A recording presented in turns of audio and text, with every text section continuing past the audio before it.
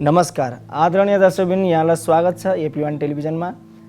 कार्यक्रम प्रस्तुता म आचार्य सोमनाथ शर्मा कार्यक्रम वेदाक्षमा उपस्थित भइसकेको छु। अब लागौँ आजको पञ्चाङ्गतर्फ।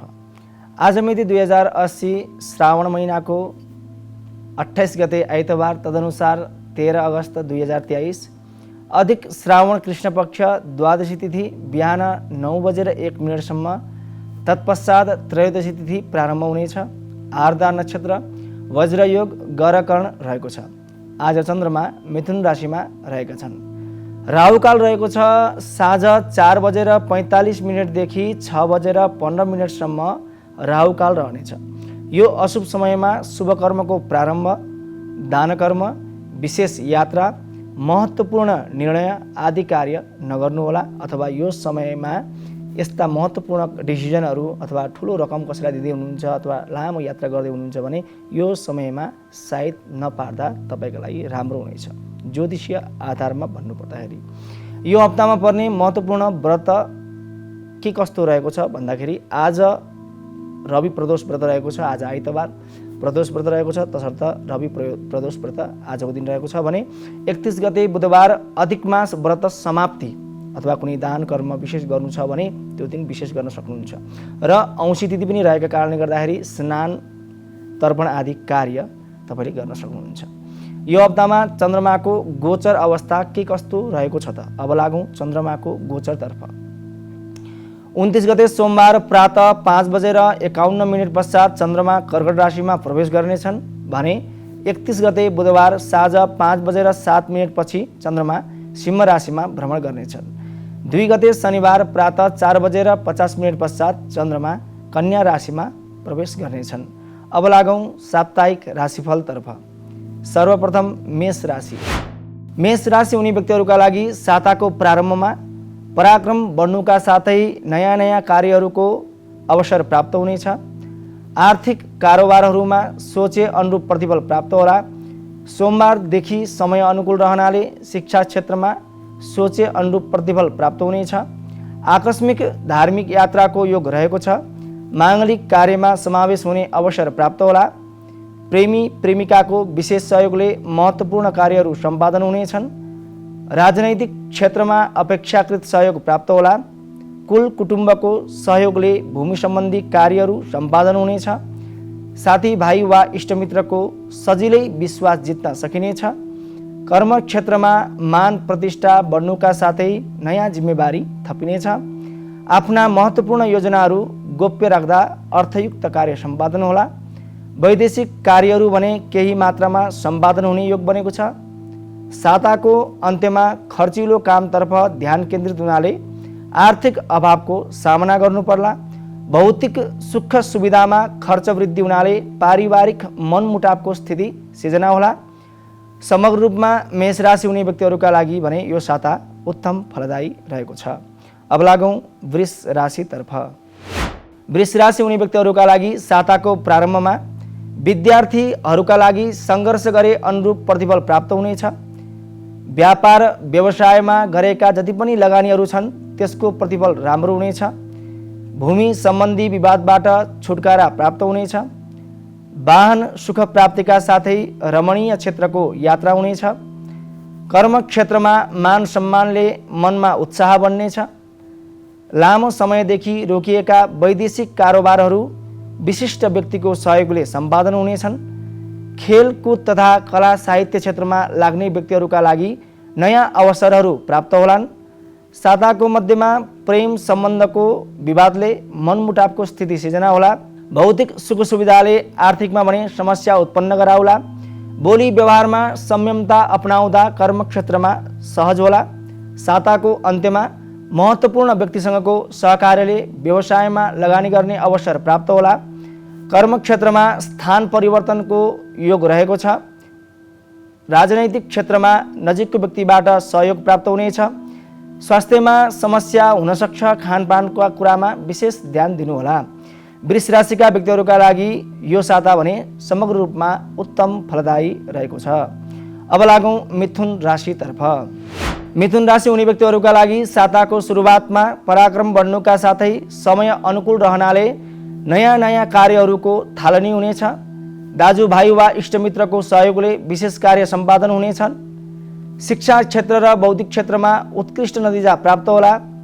व्यापार व्यवसायमा दीर्घकालीन लगानी गर्ने अवसरहरू जुट्नेछ। राजनैतिक क्षेत्रमा गरेको कार्यबाट उच्च पदस्थ व्यक्तिबाट प्रशंसित र मान सम्मान प्राप्त होला। व्यापार व्यवसायमा दीर्घकालीन लगानी गर्ने अवसरहरू जुट्नेछ। प्रेम सम्बन्धमा सहयोगी भावना बढ्नेछ। पारिवारिक जमघटमा समावेश हुने मौका मिल्ला। आकस्मिक धनलाभले मन प्रसन्न रहनेछ। साताको अन्त्यमा भने आफन्त वा इष्टमित्रबाट धोका हुन सक्छ। आफ्ना कार्ययोजनाहरू गोप्य राख्दा विशेष फाइदा होला। शरीरको तल्लो भागमा समस्या उत्पन्न बन्न सक्छ। खानपानका कुरामा विशेष ध्यान दिनुहोला। मिथुन राशि हुने व्यक्तिहरूका लागि यो साता समग्र रूपमा मध्यम फलदायी रहेको छ। अब लागौँ कर्कट राशितर्फ। कर्कट राशि हुने व्यक्तिहरूका लागि साताको प्रारम्भमा नकारात्मक विचारले मनमा अनेक प्रकारका संशय भयत्रासको वातावरण सिर्जना होला। विवादित कार्यमा मुछिने सम्भावना रहेको छ। अनावश्यक लगानीले अर्थमा समस्या होला। बुधबारदेखि भने धातु वा भूमि सम्बन्धी कारोबारले अर्थमा वृद्धि हुनेछ। लगानी गरेका क्षेत्रबाट प्रशस्त लाभ उठाउन सकिनेछ। मुद्दा मामिला सम्बन्धी विवादमा समय तपाईँको पक्षमा रहनेछ। लामो समयदेखि रोकिएका कार्यहरूमा सफलता प्राप्त हुनेछ। पढाइमा मन लाग्नुका साथै शिक्षा क्षेत्रमा प्रगति हुनेछ। छोटो दूरीको यात्राले साथै प्रेम सम्बन्ध समेत कसिने योग बनेको छ। धर्मप्रतिको रुचि वा सेवाले मन प्रसन्न रहला। आकस्मिक अर्थपूर्ण यात्राको योग रहेको छ। साताको अन्त्यमा विशिष्ट व्यक्तिहरूको सहयोगले वैदेशिक कार्यहरू बन्नेछन्। साझेदारीका कार्यहरूबाट उच्चतम सफलता प्राप्त होला। चिट्ठा उपहार वा आकस्मिक धनलाभले मनमा हर्ष बढ्नेछ। जीवनसाथीको सहयोगले विशेष कार्यहरू सम्पादन हुनेछन्। स्वास्थ्यको साथ रहनाले साता उत्साहजनक बन्नेछ। कर्कट राशिका व्यक्तिहरूका लागि यो साता समग्र रूपमा मध्यम फलदायी रहेको छ।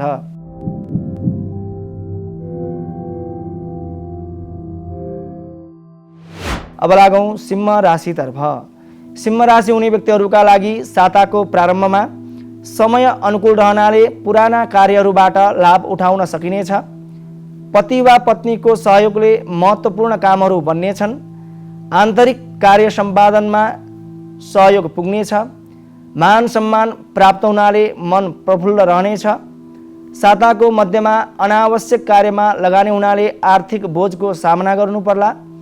आफ्नो फाइदाका लागि केही वस्तुमा भने माया मार्नुपर्ने हुन सक्छ। आर्थिक लेनदेनको कारोबारमा विवाद बढ्न सक्छ।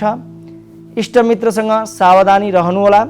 भौतिक सुख सुविधाले आर्थिकमा समस्या उत्पन्न गराउनेछ। व्यवहार र कार्यमा संयमता अपनाउँदा कर्मक्षेत्रमा सहज होला। कार्यमा संलग्न हुने मौका मिल्नेछ। प्रेम सम्बन्धमा सहयोगी भावना बन्नेछ। आध्यात्मिक चिन्तन बढ्नुका साथै धार्मिक यात्राको योग रहेको छ। वाहन प्राप्तिले मनमा उत्साह बढ्ला। शिक्षा क्षेत्रमा भने प्रसिद्धि प्राप्त हुने योग बनेको छ।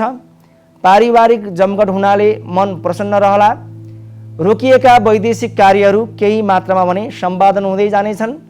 सिंह राशिका व्यक्तिहरूका लागि यो साता उत्तम फलदायी रहेको छ। अब लागौँ कन्या राशितर्फ।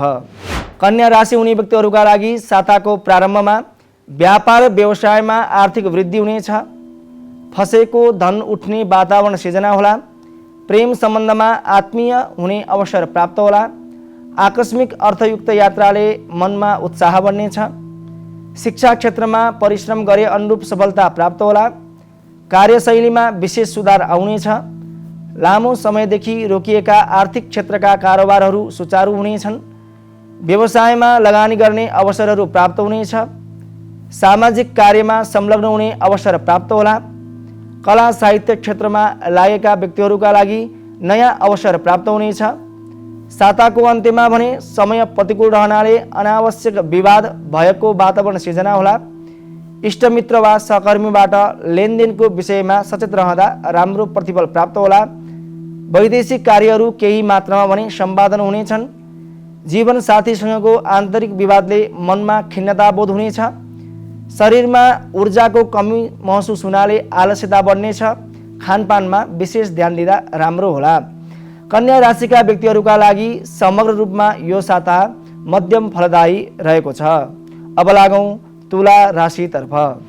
तुला राशि हुने व्यक्तिहरूका लागि साताको प्रारम्भमा शिक्षा क्षेत्रमा कार्यहरूसँग सम्बन्धित विशेष सहयोग प्राप्त हुनेछ। व्यापार व्यवसायमा आर्थिक स्रोतका माध्यमहरू बन्नेछन्। आकस्मिक यात्राले मन प्रसन्न होला। लेनदेनमा विषयमा सावधानी रहँदा राम्रो प्रतिफल प्राप्त होला। साताको मध्यमा प्रेम प्रस्ताव आउनुका साथै सम्बन्धमा आन्तरिक योजनाहरू बन्नेछन्। पराक्रम बढ्नाले कार्यकुशलतामा वृद्धि होला। राजकीय सम्मान प्राप्त हुने योग बनेको छ। राजनैतिक क्षेत्रमा सहयोग आदान प्रदान हुनेछ।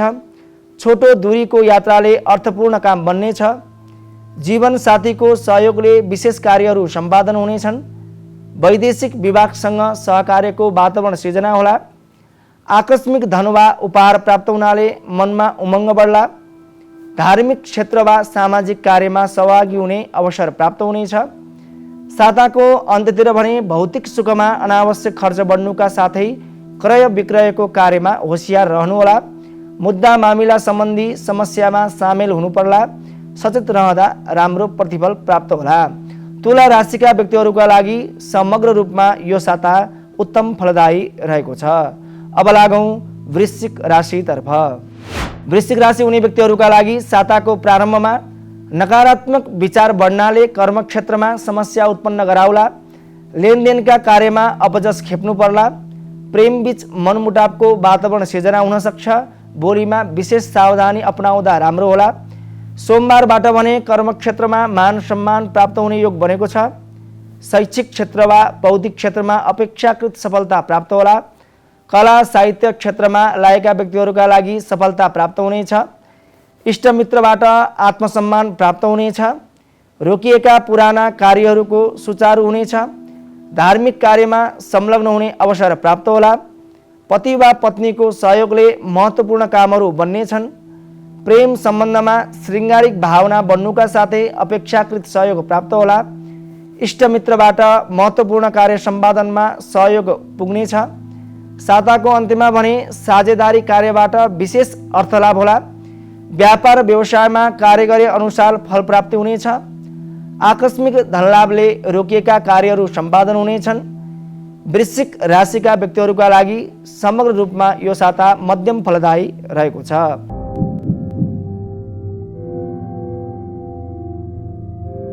अब लागौँ धनु राशितर्फ। धनु राशि हुने व्यक्तिहरूका लागि साताको प्रारम्भमा रोजगारका लागि प्रशस्त मार्गहरू बन्नेछन्। जीवन साथीको सहकार्यले नवीन कार्यको थालनी हुनेछ। वाहन सुख प्राप्ति हुनाले मनमा उत्साह बढ्नेछ।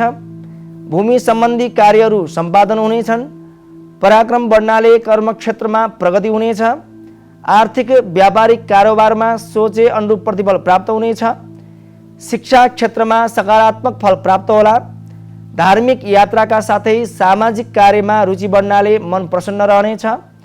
साताको मध्यमा वाद विवादमा समय खर्चिन सक्छ। ऋण र लेनदेनका विषयमा नजिकको व्यक्तिबाट समस्या उत्पन्न बन्न सक्छ। सचेत रहनुहोला।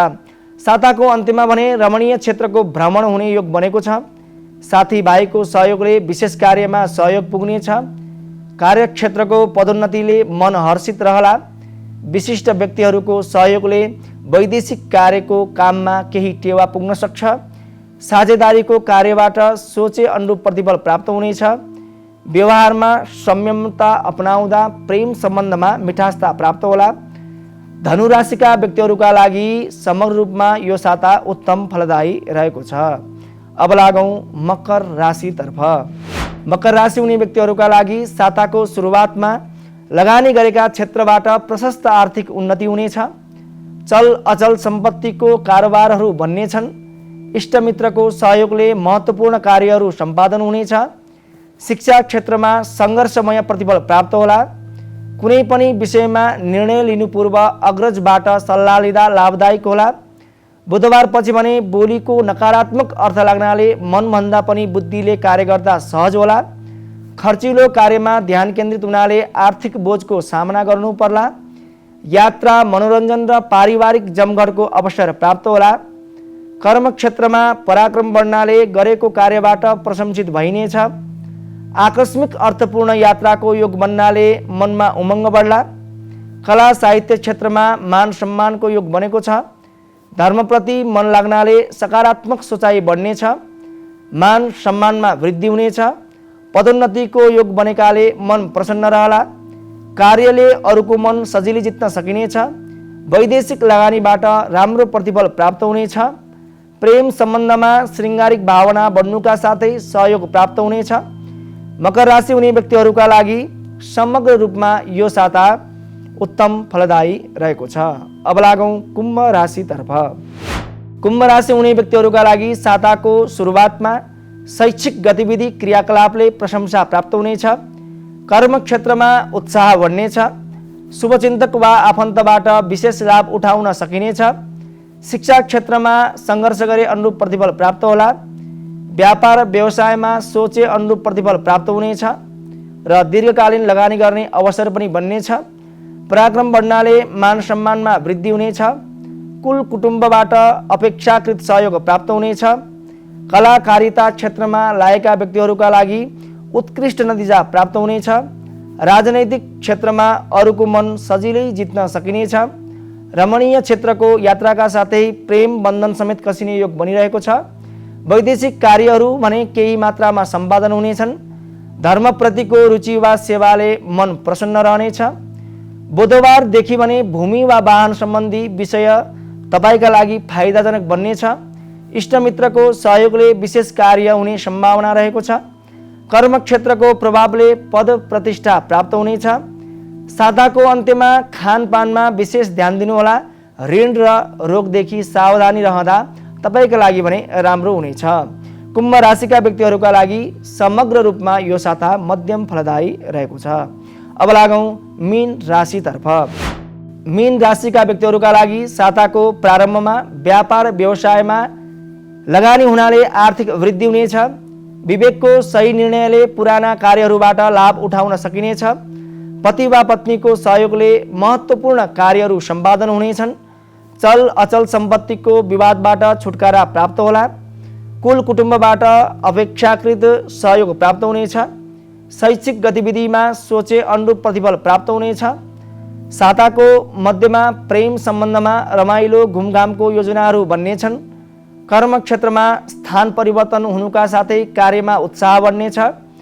कार्यकुशलताले प्रशंसित भइनेछ। राजनैतिक क्षेत्रमा नजिकको व्यक्तिबाट विशेष सहयोग प्राप्त हुनेछ। आकस्मिक आर्थिक यात्राको योग बनिरहेको छ। बुधबारदेखि भने नयाँ कार्यको अवसर प्राप्त हुनेछ। धार्मिक क्षेत्रमा संलग्नताका साथै मान सम्मानमा प्राप्त हुनेछ। पैतृक सम्पत्तिको विवादमा विजय तपाईँको पक्षमा रहनेछ। दाम्पत्य जीवनमा सहयोगी भावना बढ्नेछ। पेट सम्बन्धी समस्याले साताको अन्त्यमा भने केही कष्ट दिन सक्छ। खानपानका कुरामा विशेष ध्यान दिनुहोला। मीन राशिका व्यक्तिहरूका लागि समग्र रूपमा यो साता उत्तम फलदायी रहेको छ। यी तपाईँ साप्ताहिक राशिफल।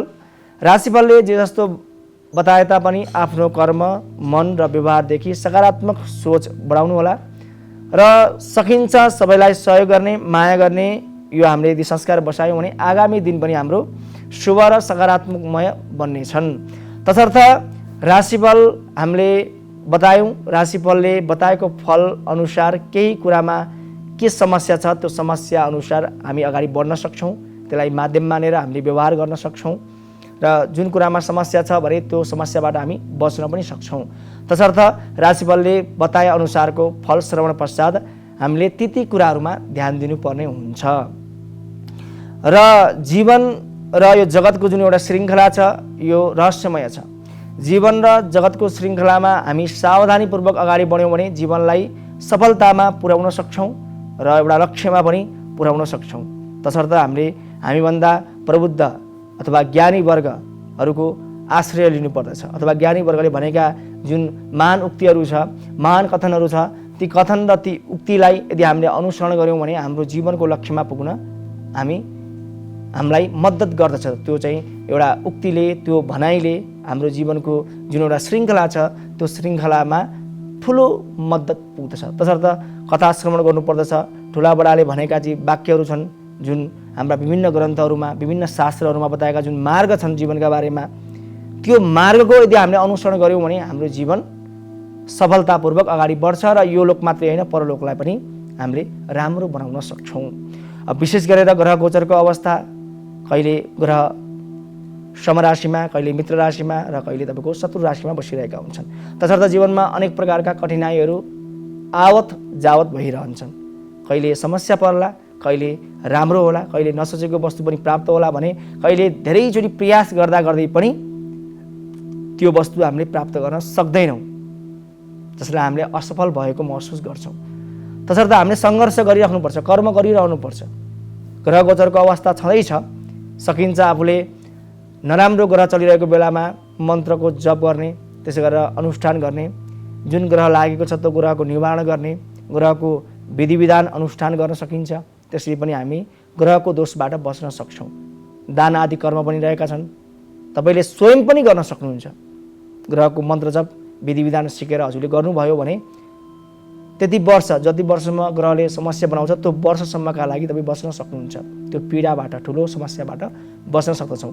कहिलेकाहीँ के हुन्छ भनेपछि ग्रहको अवस्था कमजोर भइरहेको अवस्थामा हामी जति नै सक्षम भए तापनि, जति नै राम्रो काम गरे तापनि हामीलाई त्यस्तो समस्या उत्पन्न बन्न सक्छ सबैतिरबाट, जुन हामीले सोचेका पनि हुँदैनौँ। जतिखेर हामी एक्लो महसुस पनि गरिरहेका हुन सक्छौँ।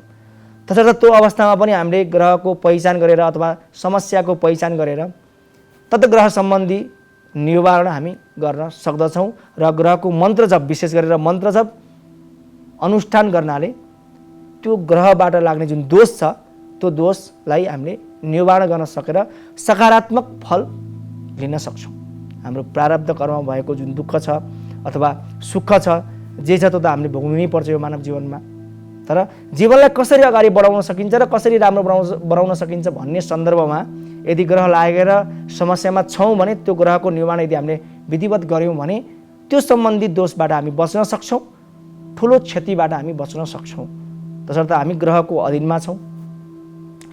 तसर्थ हामी मानव जीवनमा रहेका हुनाले हामीले जति पनि क्रियाकलापहरू गर्छौँ सबै ग्रहको प्रभावबाट हामी चलिरहेका छौँ।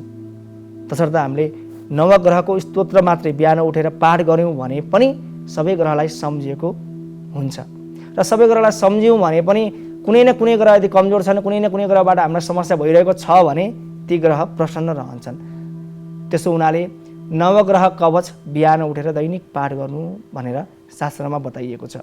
यदि तपाईँलाई कुनै ग्रहको समस्या छ भने पनि हजुरले नवग्रह कवच गर्न सक्नुहुन्छ। कुनै ग्रहको समस्या छैन, कहिलेकाहीँ त्यस्तो अवस्था पनि हुनसक्छ भने पनि नवग्रहलाई स्मरण गर्न सकिन्छ। जसरी हामीले मातापितालाई सम्झन्छौँ, जसरी हामीले मातापिताको सामीप्यता चाहन्छौँ, त्यसरी नै हामीले ग्रहलाई पनि सम्झ्यौँ भने ग्रहबाट हुने जुन नकारात्मक प्रभाव छ, जुन दूषित प्रभाव छ, हाम्रो जीवनमा पर्ने जुन दूषित प्रभाव छ, त्यो दूषित प्रभाव र नकारात्मक प्रभावबाट हामी बच्न सक्छौँ र सकारात्मक ऊर्जा प्राप्त गर्न सक्छौँ। कुनै पनि समस्या छ, ज्योतिष सम्बन्धी समस्या र मन्त्र सम्बन्धी कुनै जिज्ञासा छ र चिना सम्बन्धी कुनै र ग्रह सम्बन्धी कुनै समस्या छ भने हाम्रो सम्पर्क नम्बरमा सम्पर्क गरेर जानकारी लिन सक्नुहुनेछ। यति भन्दै कार्यक्रमको अन्तिम समयमा आइसकेका छौँ। म लगायत सम्पूर्ण प्राविधिक मित्रहरूलाई बिदा दिनुहोस्। पुनः बुधबार कार्यक्रममा उपस्थित हुने नै छौँ। तबसम्मका लागि जय श्री कृष्ण।